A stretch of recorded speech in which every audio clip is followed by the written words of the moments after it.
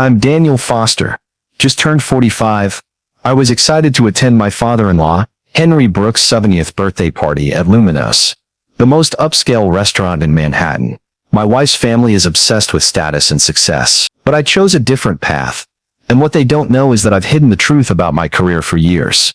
I grew up in Detroit, in a working-class neighborhood where cold winter days sometimes meant only bread and vegetable soup to eat. My father, an auto factory worker, and my mother, a diner waitress, taught me that a person's value lies in integrity and kindness, not in the money they earn. Those lessons shaped me, but they were completely at odds with my wife's family's world. When I married Sarah Bennett, I never expected this difference would become a wall between me and the people I love most. When I met Sarah, she was an ambitious law student with a radiant smile and eyes sparkling with dream. We fell in love for our authenticity. But when her family, Henry Brooks, Catherine Brooks, and Ryan Mitchell, entered my life, things slowly changed. Henry, my father-in-law, is a self-made entrepreneur who started from nothing to build a financial empire. He used to tell me stories of tough times, sleeping on a couch to save rent money. But as his company grew, he got swept into a world of fame, lavish parties, and powerful connections. Catherine, my mother-in-law, went further. She transformed herself into an elite socialite, always appearing with expensive jewelry and tales of important friends. Sarah and Ryan inherited that obsession with status. Sarah, with her prestigious law degree from an Ivy League school, always mentions her firm, Grayson, Holt & Associates, like a badge of honor. Ryan, a finance entrepreneur, measures his worth by his Porsche cars and million-dollar deals. I'm different. I love books, enjoy questioning how the world works, and always seek deeper meaning in life. This difference caused tension from the early days of our marriage. Daniel, why can't you be more like Ryan? Catherine would say, her voice full of disappointment. Look at Ryan, his deals, his connections. Sarah didn't hesitate to compare me to her friends, successful husbands, who owned penthouses and yachts. Henry, who was once close to me, grew distant, his eyes filled with disappointment when I didn't meet the family's expectation. Before diving into the story, comment where you're watching from, and don't forget to subscribe so you never miss the latest video. At first I tried to fit in. I earned a business degree from a good university, though not Ivy League, which the family saw as a minor failure.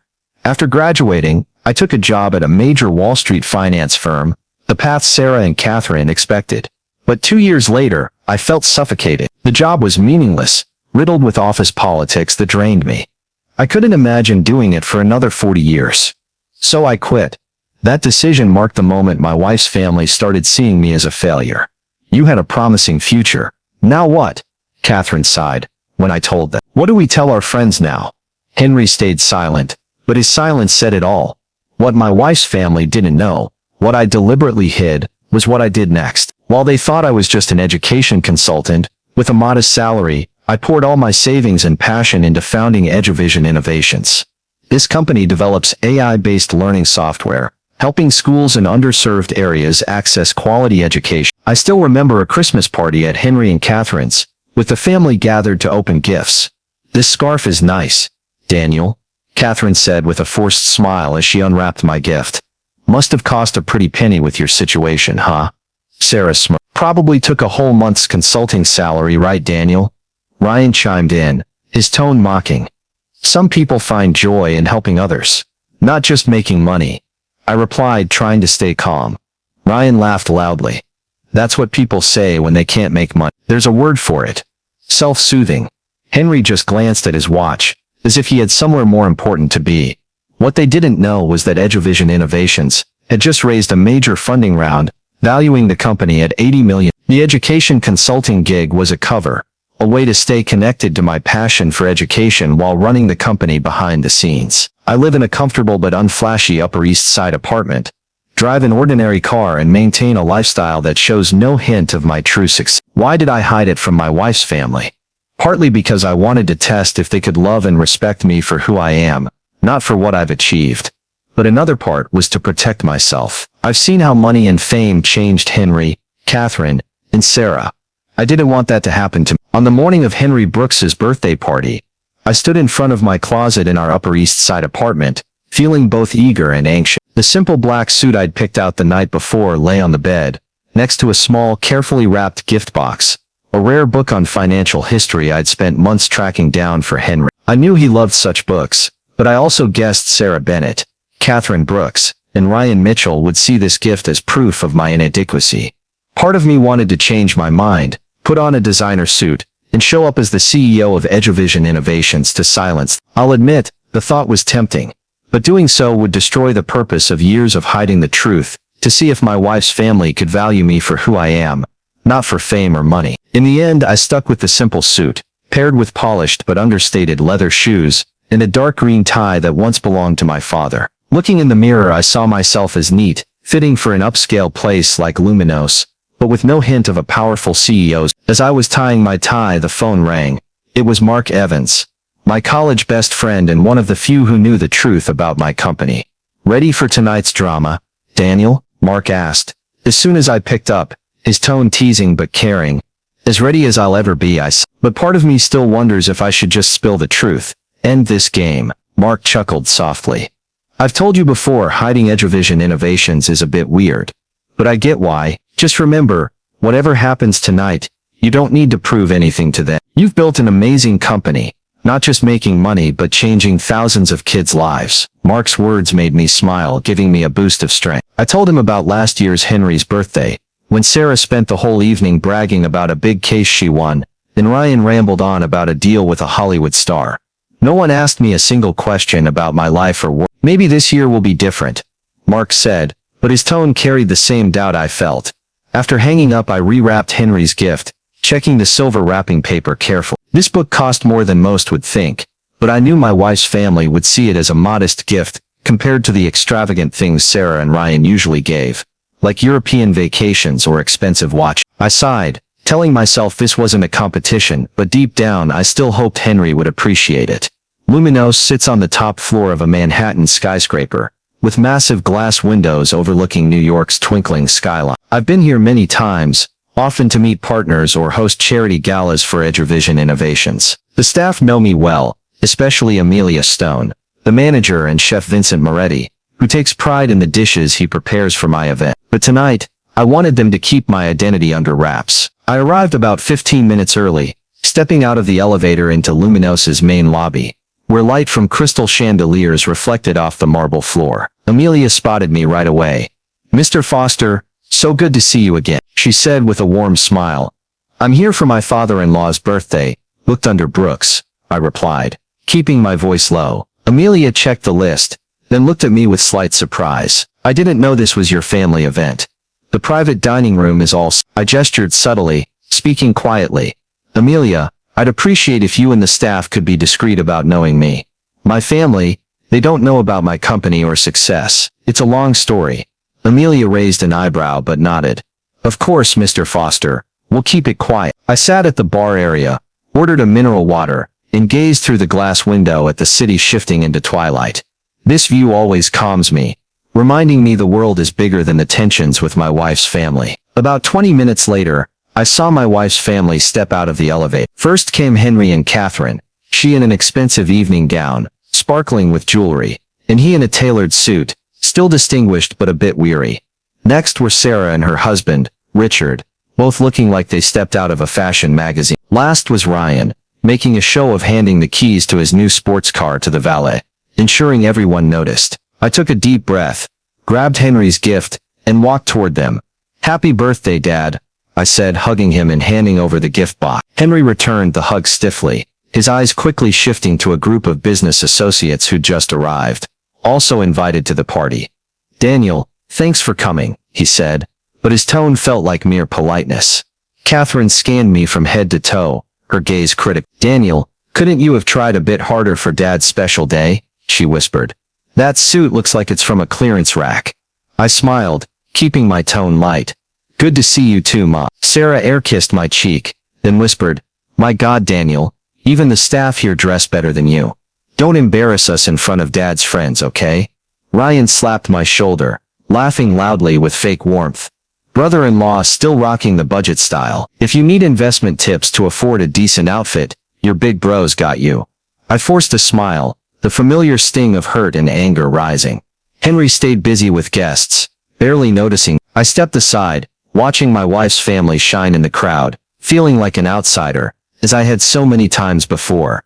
I stood in Luminos's main lobby, still clutching the gift box for Henry Brooks, as my wife's family continued to dazzle among the guests. The crystal chandelier's light bounced off the marble floor, soft jazz mingled with elegant laughter, and New York's skyline sparkled through the massive glass windows. But I felt like an outcast, pushed to the sidelines at my own father-in-law's birthday party. Sarah Bennett, in a stunning evening gown, chatted with a group of fellow lawyers, her smile radiant, but not for me. Ryan Mitchell, his gold watch gleaming, bragged about his latest deal to a wealthy guest. Catherine Brooks, wearing an expensive pearl necklace, glided through the crowd with a queen's poise. Henry, who I'd hoped would spare me a moment, was still busy greeting business associates, his glance passing over me as if I were invisible. After about 20 minutes of mingling in the reception area, the dining room manager Amelia Stone approached Henry. "Mr. Brooks, your private dining room is ready. Please follow me." My wife's family and over a dozen guests, business associates and elite friends, began moving toward the back of the restaurant. I followed behind, holding the small gift bag, the familiar feeling of being overlooked surging within me. I wasn't someone they wanted here, just someone invited out of obligation, a son-in-law who didn't meet the Brooks family's expectations. As we neared the private dining room's door, Sarah suddenly turned back, pulling me aside. Her hand gripped my arm tightly, her red-painted nails pressing lightly into my skin. "Daniel," she said softly, but loud enough for those nearby to hear, "don't you think you're dressed a bit out of place for this occasion? This is Luminos, for God's sake." I glanced down at my simple black suit, carefully tailored but not bearing an expensive label. "I think I'm fine, Sarah," I replied, trying to keep my voice calm. "It's Dad's birthday party, not a fashion runway." Sarah's face hardened, her eyes cold and sharp. "This party costs hundreds of dollars per plate. Can you even afford to chip in for the family's joint gift?" Ryan and I each put in $5,000 for a golf trip to Scotland. Before I could respond, Ryan cut in, holding a glass of champagne. "What's the holdup? The party's about to start." Sarah turned to him, her voice dripping with fake concern. "I'm just worried Daniel won't feel comfortable in a place this fancy. The menu here doesn't even list prices." Ryan flashed the condescending smile I knew all too well. "Oh, don't worry. I can cover Daniel's meal if he's short on cash. Families for helping each other, right?" He laughed loudly, glancing around to ensure others heard his generosity. Catherine appeared, drawn by the delay. "What's going on? Everyone's waiting." I tried to move past them, saying, "Nothing, Mom. Let's go in." But Catherine blocked me, her voice dropping to a whisper. "Maybe you should wait at the bar until the party's over, Daniel. There are some very important guests of your father here, and all the attention should be on him, not on—" She waved her hand vaguely toward my suit. I felt my face flush, a mix of anger and humiliation. "You mean I should skip Dad's birthday party, because you're embarrassed of how I look?" I asked, my voice trembling slightly. Sarah snapped, "Don't make a scene, Daniel. We're just thinking of you. You'll feel out of place among these successful people." I tried to diffuse things with a bit of humor. "Last I checked, eating birthday cake doesn't require a minimum income." No one laughed. Instead, Sarah stepped forward, blocking the dining room's entrance. "We just want successful people here," she said, her voice icy. "Luminos is too expensive for you." Ryan nodded, adding seriously, "Dan, you'd be more comfortable somewhere more your budget, like Olive Garden." He and Sarah burst out laughing, as if they'd just told a brilliant joke. I realized we were drawing attention. Nearby diners glanced over, whispering to each other. A few of Henry's business associates also started noticing the disturbance. But Henry stood not far off, chatting with friends, either unaware or deliberately ignoring it. This public shaming hurt more than any of their words. I felt myself shrinking, becoming insignificant with each passing second. I caught Catherine pretending not to know me when a friend from her club looked over curiously. "Just someone wandering," I heard her murmur, offering an awkward smile. Those words felt like a slap in the face. Despite being used to their disdain, I'd still hoped somewhere deep down they loved me for who I am. But now that hope felt like naive foolishness. Memories of dinners where I was seated at the far end, my achievements ignored. Times I was introduced as Sarah's husband, without a single mention of my work or dreams. I was so caught in these painful thoughts that I didn't notice a security guard, James Carter, approaching, drawn by the commotion. "Is there an issue here?" he asked, his tone professional but firm. Sarah turned to him, flashing a perfect smile. "No issue at all. My husband's just leaving." Her smug grin said it all. She expected the guard to escort me out, sealing the final act of humiliation in her plan to exclude me from the party. I felt cold sweat on my forehead, my hands trembling slightly, clutching the gift bag to hide it. Time seemed to stretch endlessly, each second a nightmare of shame. I knew if I walked away from here I'd carry this wound forever. Then James looked at me more closely, and his expression shifted from stern to surprised. "Mr. Foster?" he said, his voice low but clear, bowing slightly with respect. "Sir CEO, your usual table is always ready, if you'd like it." The air around us seemed to freeze. An absolute silence fell, broken only by the faint jazz drifting from afar. I heard Sarah's sharp intake of breath, saw Ryan straighten, his champagne glass still in hand. Catherine's eyes widened, her mouth agape as if trying to speak but unable. Henry, finally tearing his gaze from his friends, turned to look at me with curiosity. Before anyone could react, Amelia Stone, the restaurant manager, appeared, hurrying through the crowd with a concerned look. "Miss Foster," she said, addressing me directly, "we didn't know you were attending a family event tonight. Is everything all right?" Her tone carried the clear care reserved for an important guest. It didn't stop. Chef Vincent Moretti, in a pristine white uniform, emerged from the kitchen, striding toward us with a beaming smile. "Mr. Foster, it's an honor to have you here tonight," he said, his voice enthusiastic. "I've reworked that truffle risotto you loved last time. I'd be thrilled to prepare it specially for you and your family." Sarah now looked as if she'd been slapped, her eyes shifting to panic. Ryan stood frozen, his eyes narrowing, trying to process what was happening. Catherine, with astonishing speed, began changing her expression from embarrassment to confusion, then to calculation. Henry, for the first time since arriving, looked at me with genuine surprise. I kept my voice calm, replying, "Thank you, Vincent. That sounds great." But inside I was a storm of emotions. Then Luminos's owner, Mr. Lorenzo, appeared, completing this unexpected welcome. "Daniel, if I'd known you were coming, I'd have reserved the private balcony for you and your family," he said, turning to my wife's family with a smile. "Your husband hosted our most successful charity gala last month here, raising over $2 million for education programs in underserved areas." He paused, looking at me with slight surprise. "But when you bought a stake in this building last year, I thought it was just an investment, not family related." That statement was like a bomb. Not only did Luminos' staff know I was the CEO of EduVision Innovations, but I also owned part of the building, one of Manhattan's priciest properties. I saw Sarah's face go pale, her hands clenching so tightly her knuckles turned white. Ryan stood rigid, his smile morphing into a forced grimace, his eyes reassessing me. Catherine looked like she might faint, but her eyes now sparkled with a new calculation. Henry, for the first time in years, looked at me as if truly seeing me. Not the failed son-in-law, but a man he'd never understood. My emotions were complex. I couldn't deny a slight satisfaction seeing my wife's family stunned. After years of being belittled and mocked, this recognition felt oddly sweet, but beneath it was a deep sadness. It took this moment, when the truth about my wealth and status came out, for them to look at me with something resembling respect. The test I'd set, whether they could love me for who I am, had failed miserably. I took a deep breath, keeping my voice steady. "Seems there's been a misunderstanding," I said, looking straight at Sarah.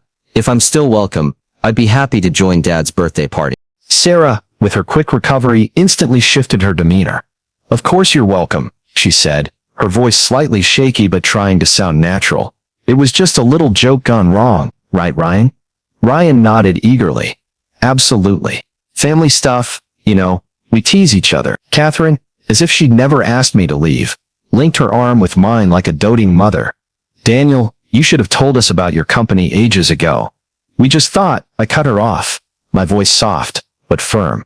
"I know what you thought, and that's exactly why I didn't tell you." Lorenzo, sensing the tension, quickly stepped in.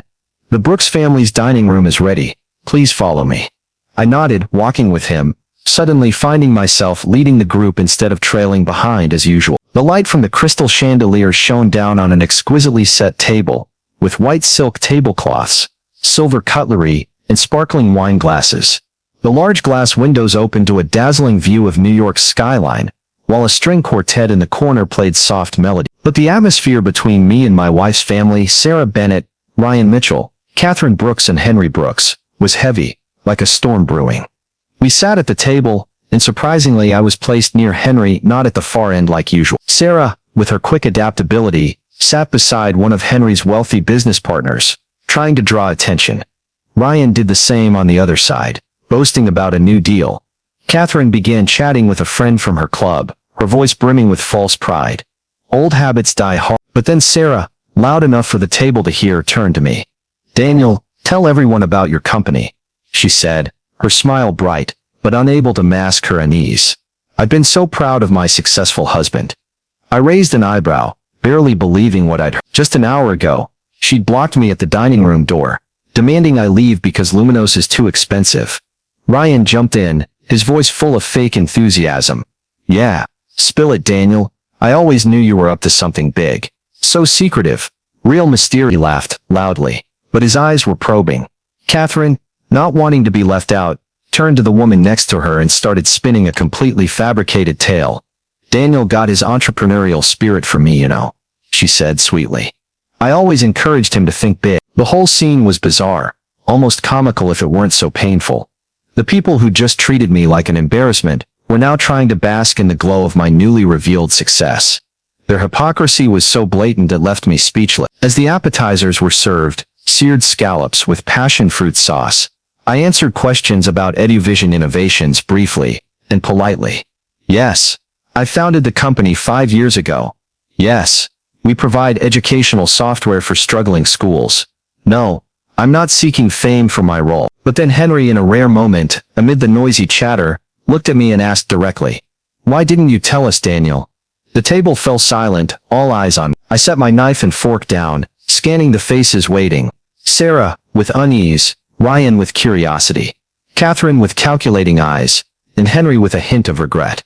I took a deep breath, deciding to tell the truth. I didn't tell Neil because it wouldn't have mattered, I said, my voice soft but firm. Not in the way it should matter among family. Catherine frowned, looking genuinely confused. What do you mean? Of course it matters. We'd have been so I shook my head, looking straight at her. That's the problem, Mom. You're only proud now when you know I'm successful by your standards. But for years, when you thought I was just an education consultant, did anyone ever ask if I was happy? Did anyone care about my life or my choices? Sarah shifted in her seat, clearly uncomfortable. We were worried about you, Daniel, she said. We wanted you to achieve more. I turned to her, my voice firmer. No, Sarah. You all wanted me to be like you. Those are two different things. When I left Wall Street to pursue what I believed in, a job that made a difference, you treated me like a failure. The only standard this family cared about was money and status. Sarah stiffened, her voice sharp. So you deceived us for years. You let us think you were struggling financially while secretly building a tech empire. Isn't that manipulation? I shook my head. I didn't deceive. I just didn't share. I wanted to know if you could respect me and my choices without needing validation from money. I wanted to be valued for who I am, not for what I've achieved. Ryan cut in, his tone defensive. That's not fair, Daniel.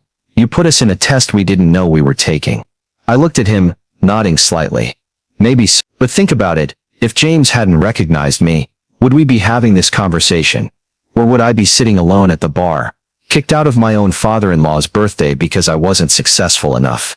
The silence following my words was the clearest answer. I scanned the table, seeing defensiveness on Sarah's face, a flicker of shame on Catherine's, and a hint of reflection on Henry's. I don't want apologies, I said. I also don't want to ruin Dad's birth. I just want you to understand the way we've treated each other in this family has been wrong for a long time. Tonight just made it clearer. Henry cleared his throat, his eyes meeting mine with an attention I hadn't seen in years. Daniel, can you step out to the balcony for a private talk? I think we need to clear some things up. I nodded, standing up, feeling a faint spark of hope amid the storm of emotion. I followed Henry Brooks to Luminos's private balcony, leaving behind the dining room with its probing glances and tense atmosphere. The balcony opened to a quiet space, with only the soft breeze and the twinkling lights of New York's skyline stretching before it. The skyscrapers glowed like giant lanterns, easing the emotional storm within me, but I still felt an indescribable anxiety. This conversation with the father-in-law I was once close to but had grown distant from over the years would shape how my wife's family and I faced the truth just revealed. Henry stood by the railing, looking older than I'd ever seen, his shoulders slightly hunched under the dim light. He was silent for a moment, as if searching for a way to begin. I had a whole speech prepared for tonight, he said, his voice hoarse, about the journey from nothing to success, about legacy and hard work. But now it all sounds so hollow. I stood beside him, waiting, giving him space to continue. When you first married Sarah Bennett, I told you character mattered more than money. But as my company grew, as the family moved to upscale neighborhoods and joined elite clubs, things changed. Success started to mean only one thing: money and the status it brought. Henry nodded slowly, his gaze fixed on the city. I grew up in poverty, he said. Some winters our house couldn't afford heat. Dinners were just bread and the cheapest potatoes from the market. I swore my kids would never know that insecurity. He sighed, his voice lower. But somewhere along the way, ensuring financial security turned into chasing status. Henry turned to me, his eyes filled with regret. I'm sorry, Daniel. Truly. I have no excuse, but I never realized it was happening. And now I find out the son-in-law I worried about, who I was a bit ashamed of, is more successful than this whole family. I shook my head, my voice firm. You still don't get it, Dad. The success of EduVision Innovations isn't what makes me worthy of respect. He hesitated, then asked, my heart surgery, the experimental treatment not covered by insurance, was that you? I nodded. The surgery cost nearly $500,000, and I'd quietly paid for it when I learned insurance denied Henry. Why didn't you? He asked, his voice trembling. Would you have accepted it if you knew it came from me, the son-in-law you thought was just an education consultant, with a meager salary? I replied. Henry didn't answer, and his silence was the clearest response. I want to rebuild our relationship, Daniel, he said. Not as a CEO or any title, but as my son-in-law. If you'll give me a chance, I smiled, touched by his sincerity. I want that too, Dad. This conversation wasn't a magic cure for all wounds, but it was When we returned to the dining table, I felt a small glimmer of hope that my wife's family might learn to see me, and themselves, in a new way. 6 months after that fateful night at Luminos, my wife's family had changed, not miraculously or instantly, but through a slow, meaningful journey. I invited the family to visit EduVision Innovations, not to boast, but to show them what truly matters to me. At the modern Manhattan office, they saw me lead a meeting about a project providing AI learning software to remote schools. They met students from underserved communities who improved their literacy skills through our technology. They heard about our charitable projects, schools we built in Africa, scholarships for poor students, and teacher training programs in under-resourced areas. Sarah used to posh law firm boardrooms, watched quietly, her eyes thoughtful. Ryan, who once measured success by money, asked how the company balanced social good and finances. Catherine, typically focused on appearances, surprisingly inquired about supporting local education programs. Henry, with newfound sincerity, clasped my hand after the tour. You make me proud, Daniel, he said. Not for the money, but for what you're giving the world. The family's transformation didn't happen overnight. Henry surprised me most. He started a mentorship program for young entrepreneurs from tough neighborhoods, using his finance experience to help them overcome challenges he once faced. He called me often, sometimes for advice on the program, sometimes just to chat about small things, like he did when I first married Sarah. I defined success too narrowly, he said over lunch at a small Upper East Side diner. Watching you work with your team, seeing EduVision Innovations' impact, I had to rethink a lot. Catherine changed more slowly, but the signs were clear. She began volunteering at a Harlem community center, a place she once avoided as beneath her status. At first she did it to fit the family's new vibe, but gradually, I saw her talk about the people she met with genuine care. Sarah, ever practical, found ways to blend her legal work with meaningful projects. She took pro bono cases on education access, using her expertise to fight for students from marginalized communities. Ryan, perhaps the most transformed, started working with nonprofits, investing in education projects, instead of just chasing profits. I forgot why I started my career, he told me once. Not for money, but to build something meaningful. As for me, I'm healing from the wounds of that night at Luminos. The public humiliation left scars.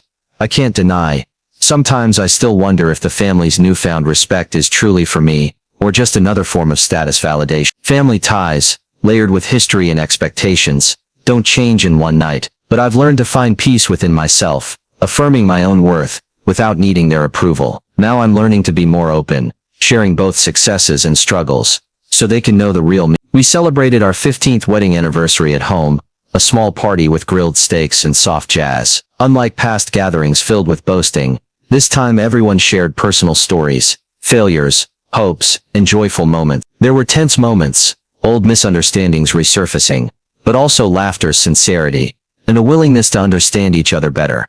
EduVision Innovations' journey keeps growing. We launched new projects, like providing education tech for refugee children and developing software for students with special needs. I'm increasingly passionate about creating opportunities for young people, no matter their circumstance. Looking back at that night at Luminos, I realized true value lies not in money, fame, or status, but in integrity, living true to your values, and making a positive impact. My family isn't perfect, but our progress proves it's never too late to build something more authentic. Daniel Foster's story, set in upscale Manhattan, reflects the social pressures and skewed values still present in American life today, where success is often measured by wealth, status, and flashy appearances. Daniel's choice to hide his CEO role at EduVision Innovations to test his wife's family's love shows the inner struggle between wanting to be accepted for who you are and fearing judgment through a material lens, a challenge many Americans face when balancing career, family, and personal identity. The lesson from this story is to live true to your values and seek relationships that cherish the real you,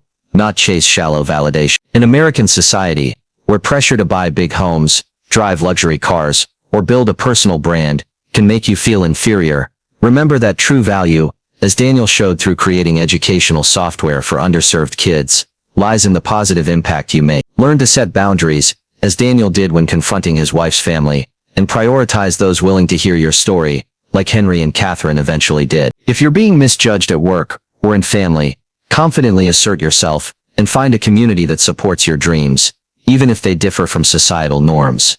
Subscribe to follow inspiring stories about living true to your values, like Daniel's journey at Luminos. Thank you for joining us, and see you in the next video for more meaningful life lessons.